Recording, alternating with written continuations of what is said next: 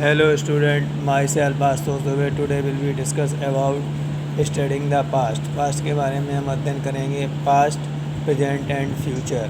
Have you ever looked through your old photographs? आप अपने पुराने फोटोग्राफ से आप उसमें ये जानकारी प्राप्त कर सकते हैं. ये पास्ट का है, प्रेजेंट का है या फ्यूचर का है. They show how you looked in the past.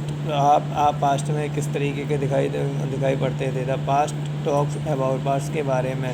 The time that have gone by such as yesterday. इसका मतलब क्या है कि जो पास्ट आपका यस्टरडे भी हो सकता है, लास्ट मंथ भी हो सकता है और लास्ट ईयर. पास्ट का मतलब जो हमारा बीत जाता है समय, वो होता है. The photographs of you today show how you look in the present. मतलब आपका जो फोटोग्राफ जो आप अगर आज टुडे का जो शो कर रहा है हाउ माने कैसे हो, you look in the present में आप कैसे हैं.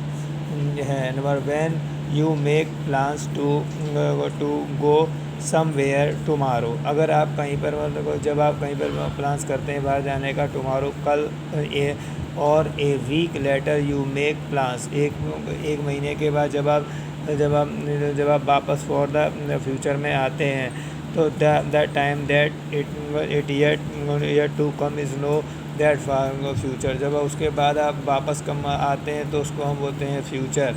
What is history. हिस्ट्री क्या है. History tells us about the events that took place in the past. जो हमारी पास्ट की घटनाएं हैं उनके बारे में बताती है.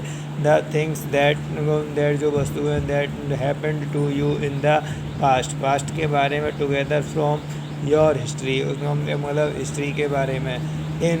इन fact not just a single person. एक व्यक्ति के बारे में, but a group of people. एक इकट्ठे लोगों के बारे में. Such as the members of a country.